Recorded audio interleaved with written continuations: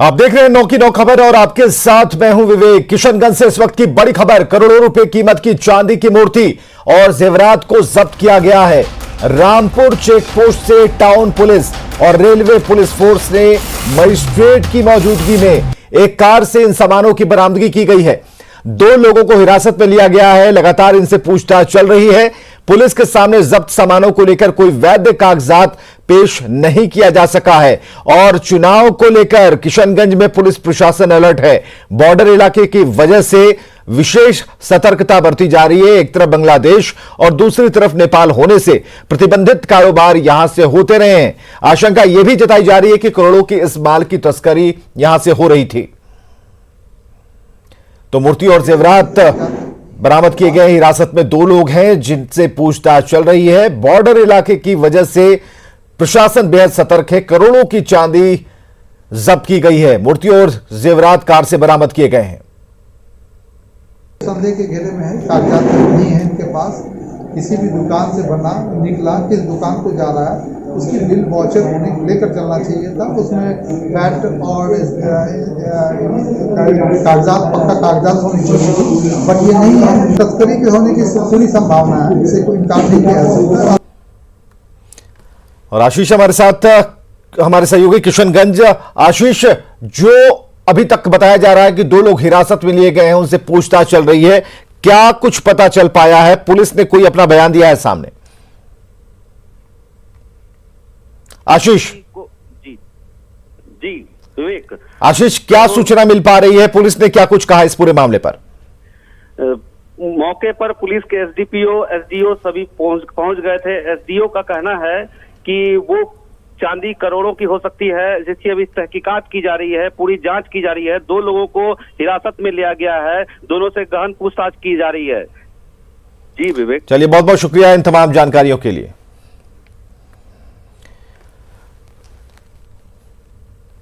और इधर चुनाव में कैश के काले खेल को लेकर प्रशासन सतर्क है। सिवान में जांच के दौरान एक गाड़ी से 6 लाख रुपए बरामद हुए हैं। मैरवा सिवान मुख्य मार्ग पर जीरादेई पेट्रोल पंप के पास से ये पैसे बरामद किए गए। बताया जा रहा है कि गाड़ी पर सवार शख्स सिवान से पैसे निकालकर जा रहा था, लेकिन सबूत पेश नहीं कर पाने के कारण पुलिस ने पैसे जब्त कर लिए हैं। जीरादेई पुलिस ने इस महीने 21 लाख रुपए जब्त किए हैं और पुलिस कर रही है इस पूरे मामले की जांच। सिवान से बड़ी खबर, जहां नोटों के बंडल्स, 6 लाख रुपए के नोट यहां पर बरामद किए गए हैं। जीरादेई पुलिस ने अपनी तत्परता से इन रुपयों को पकड़ा है, हालांकि अभी भी जांच जारी है। देखिए, मीडिया में भी चला जा रहा है ये। इधर भागलपुर में पहले और दूसरे चरण में मतदान होना है। मतदान को लेकर भागलपुर और नवगछिया जिला पुलिस की ओर से लगातार वाहनों की जांच हो रही है। इसी कड़ी में नवगछिया जिला पुलिस ने खगड़िया बॉर्डर के पास चकमैदा के पास नेशनल हाईवे NH31 पर वाहनों की जांच के दौरान पूर्णिया विश्वविद्यालय के एक रिटायर्ड कर्मचारी के पास से 4 लाख रुपए जब्त किए हैं। विधानसभा चुनाव को लेकर जिला प्रशासन के द्वारा लगातार जो है सुरक्षा व्यवस्था कड़ी किए जाने का दावा किया जा रहा है। इसी कड़ी में जो है अंतर जिला जो सीमा है वहां पर भी किस तरह से सुरक्षा व्यवस्था आप देख सकते हैं। NH31 पर आने जाने वाले लोगों का जो है गाड़ियों पर किस तरह से जांच की जा रही है वो आप देख सकते हैं कि लगातार जो है यहाँ पर जो पुलिस है, पुलिस के जवान के साथ साथ जो है पारामिलिट्री फोर्स जो है वह वाहनों का जाँच कर रहे हैं। हर आने जाने वाले लोगों की जो है जांच की जा रही है। किस तरह का कोई है आप देख सकते हैं कि एक गाड़ी है, एक गाड़ी में जो है अभी करेंसी मिला है और यह करेंसी जो है, जबकि चुनाव आयोग के द्वारा जो निर्देश दिया गया है उस निर्देश के तहत 50,000 रुपये से ले जाने पर जो है आपको जिला प्रशासन के अधिकारियों से स्वीकृति लेनी होगी। फिलहाल पुलिस ने इस गाड़ी को रोका है और हम देखेंगे कि आगे पुलिस की क्या कार्रवाई होती है। इस गाड़ी में जिस तरह से रुपए मिले हैं, इस रुपए को लेकर जो है यहाँ जिला प्रशासन के द्वारा जो कवायद हो रही है, यहाँ पर मजिस्ट्रेट भी हैं, पुलिस के अधिकारी भी हैं। हम उनसे पूछते हैं, सर किस तरह का, सर एक मिनट बताइए, किस तरह का सर निर्देश है यहाँ पे? अभी पैसा मिला है गाड़ी में। निर्देश तो है 50,000 से ज़्यादा नहीं ले जाने का। हाँ, कितना इनके पास? इनके पास अब देखा जाए कितना है, कितना है? 4 लाख बोल रहे हैं।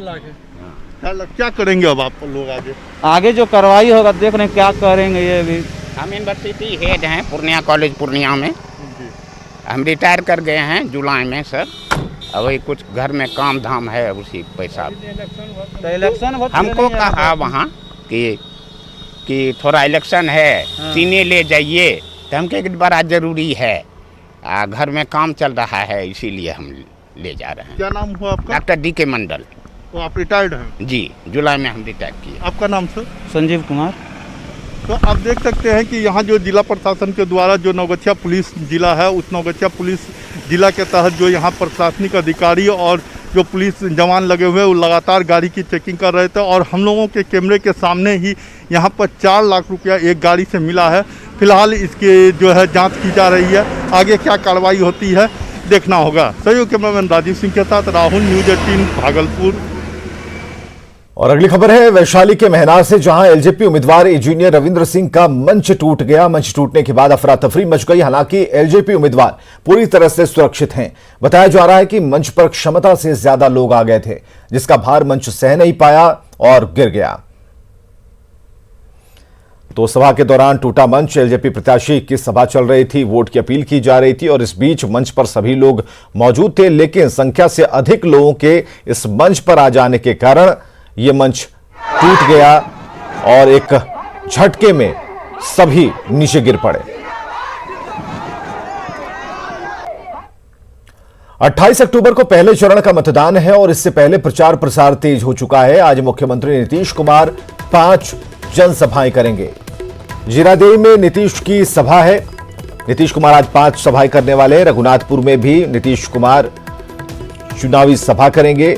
सिकरिया और मसौढ़ी में प्रत्याशी के लिए प्रचार करेंगे, वोट की अपील करेंगे। एनडीए प्रत्याशियों के पक्ष में प्रचार करने के लिए नीतीश कुमार आज 5 सभाओं को संबोधित करने वाले हैं। इसके अलावा भोरे में भी नीतीश कुमार प्रचार करेंगे।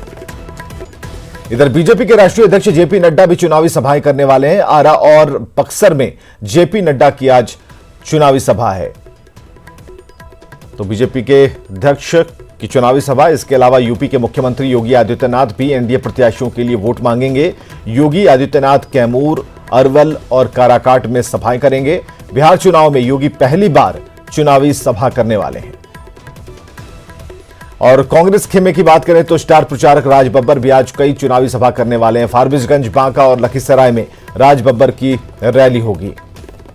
इसके अलावा डिप्टी सीएम सुशील कुमार मोदी भी एनडीए प्रत्याशियों के पक्ष में प्रचार करेंगे। सुशील मोदी घुरैया में जहां सभा करेंगे, वहीं मुंगेर और बांका में रोड शो करेंगे। केंद्रीय मंत्री रविशंकर प्रसाद सीतामढ़ी और मुजफ्फरपुर में चुनावी जनसभा को संबोधित करने वाले हैं, वोट की अपील करने वाले हैं।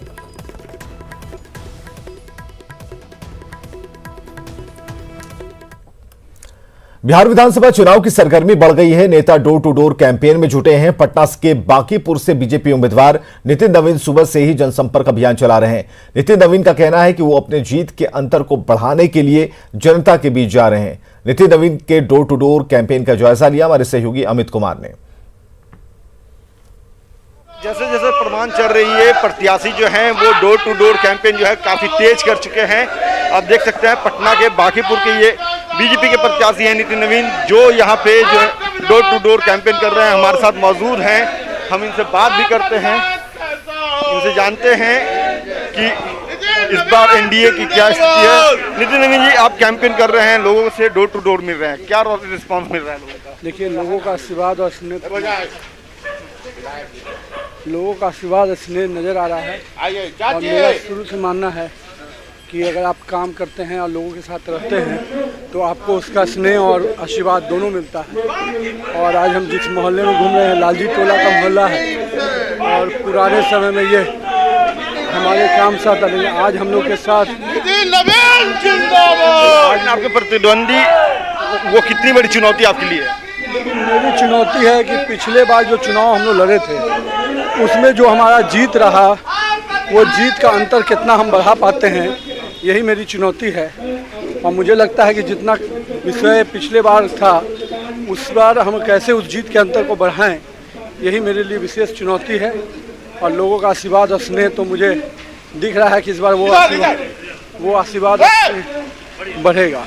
तेजस्वी और चिराग, तेजस्वी को तो अभी भले लग रहा होगा कि कुछ चिराग जी को हम लोग हमने चीज़ों के साथ जोड़ेंगे, पर उसका कोई लाभ नहीं मिलने वाला है। कि बिहार की जनता उस सरकार के गठबंधन को नहीं मंजूर करेगी जिसने उसके साथ अराजकता, अपराध, जंगल राज, भ्रष्टाचार दिया। वो उसके साथ जाएगी जो बिहार के विकास के रथ में को आगे बढ़ाया है। तो निश्चित रूप से जनता बहुत स्पष्ट है, लोगों को भ्रम है तो उनका भ्रम भी दूर हो जाएगा। इधर झारखंड में बढ़ती गैंगरेप की घटनाओं पर जेएमएम विधायक लोबिन हेम्ब्रम ने विवादित बयान दिया। लोबिन हेम्ब्रम ने कहा कि दुष्कर्म जैसी घटनाओं के लिए लड़की के घर वाले भी कम जिम्मेदार नहीं है। उन्होंने कहा कि हमारे ही लड़के रेप और गैंगरेप जैसी घटनाएं कर रहे हैं। जेएमएम विधायक ने कहा कि मोबाइल से लड़का लड़की बात करते हैं और शाम को दोनों घर से बाहर निकल जाते हैं। ऐसे में लड़की के परिजन की इसके लिए दोषी हैं। जेएमएम विधायक ने कहा कि रेप जैसी घटनाओं पर कोई सरकार रोक नहीं लगा सकती। रेप से बड़ा मुश्किल बात है यार, कौन कर रहा है? हम हीरों का लड़का लोग कर रहा है।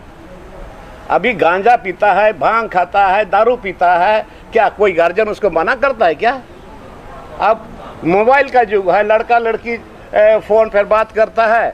अब शाम को अगर लड़की निकल जाती है तो क्या गार्जियन दोषी नहीं है क्या? और ले वाले के रेप हो गया, किडनैप कर लिया।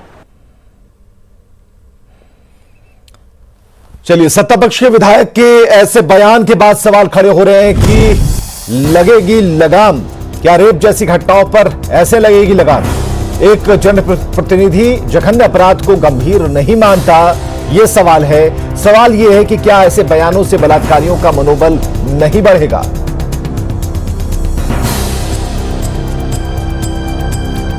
तो जेएमएम विधायक लोबिन हेम्ब्रम से कई सवाल हैं और इन सवालों को लेकर इसलिए भी संजीदा हो जाना बेहद जरूरी है क्योंकि एक ऐसे जघन्य अपराध को लेकर उन्होंने बयान दिया जिसमें उन्होंने कहा है कि हमारे आपके लड़के ही रेप करते हैं। तकनीक का युग है, मोबाइल का इस्तेमाल होता है, लड़के लड़की एक दूसरे से बात करते हैं और लड़की जब घर से शाम को निकल जाती है, रेप हो जाता है, तो क्या उसके माँ बाप दोषी नहीं है? हालांकि इस पूरे मामले पर दो एंगल साफ तौर पर नजर आते हैं। जो मंत्री कह रहे हैं, जो विधायक कह रहे हैं, उनका कहना है कि माता पिता को इसमें ध्यान रखना चाहिए।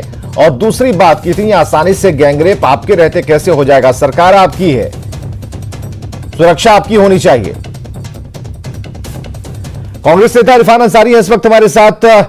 इरफान अंसारी साहब, लोबिन हेम्ब्रम ने कहा है रेप के मामले पर कि ये बेतुका बयान समझा जा सकता है। ये कहा उन्होंने कि रेप जैसी घटनाएं हमारे आपके बीच के जो लड़के हैं वही करते हैं, हमारे लड़के करते हैं। इसमें माता पिता दोषी हैं। लड़कियां फोन पर बात करती हैं, शाम को निकल जाती हैं, रेप हो जाता है, तो क्या उनके माता पिता दोषी नहीं है? यह बयान जिनकी सरकार है, आपकी सरकार है, उनसे पूछना बेहद लाजमी है। देखिए, लोबिन हेम्ब्रम साहब को मैं बढ़िया से जानता हूं और किस परिस्थिति में उन्होंने क्या बयान दिया है। मान लीजिए कि अगर उनका कोई हो सकता है जान पहचान हो या जानने वाला हो, उस परिप्रेक्ष्य में अगर उन्होंने बयान दिया है तो अलग बात है। लेकिन मैं कहना चाहता हूं, इस तरह की घटनाएं हम लोग बर्दाश्त नहीं कर सकते हैं, कांग्रेस पार्टी बर्दाश्त नहीं कर सकती है।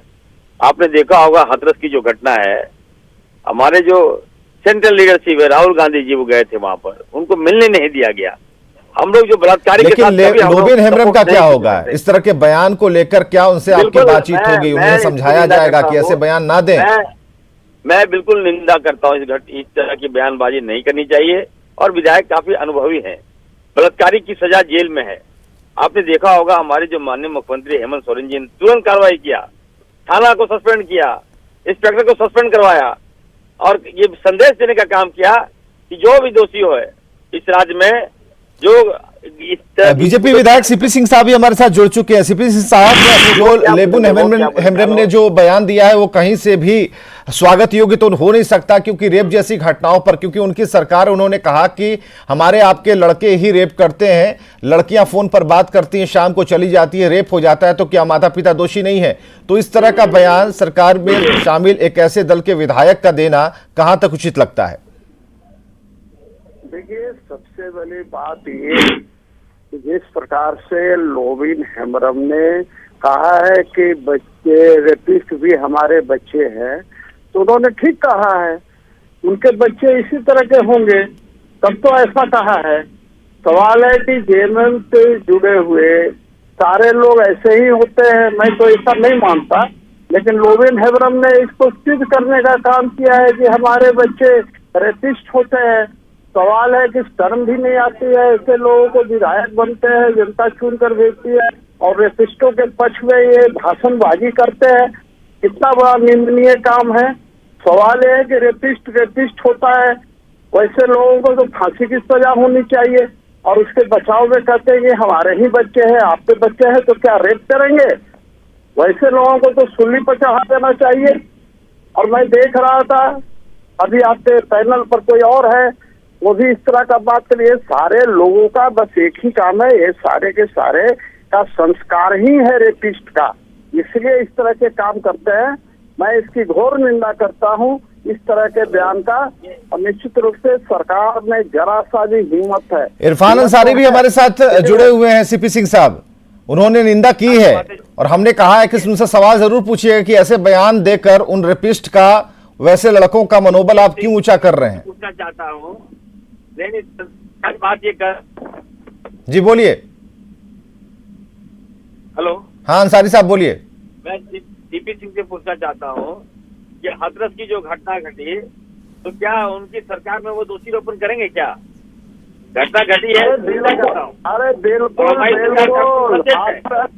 अरे रेपिस्ट होता है, चाहे कोई हो, चाहे हाथरस की घटना या कोई हो, हम लोग भेदभाव नहीं करते। आपका बंटी जो है, आपका बंटी जो है, राहुल और प्रियंका गांधी, चलिए बात आगे तक निकल गई। बहुत बहुत शुक्रिया आप दोनों का हमसे बातचीत के लिए। लेकिन रेप करने वाले हमारे ही लड़के हैं, ये विवादास्पद बयान कहीं से पचने लायक नहीं है और इसकी निंदा होनी चाहिए, क्योंकि आगे से जो भी ऐसे आरोपी हैं, जो भी रेपिस्ट हैं, जो ऐसी घटनाओं को अंजाम तक पहुंचाते हैं, उन्हें बढ़ावा इस बयान से कहीं ना कहीं मिलेगा। सुधार कैसे होगा ये भी बताना चाहिए था विधायक को, जो बता नहीं पाए। और खबरें लगातार जारी हैं, बने रहिए हमारे साथ।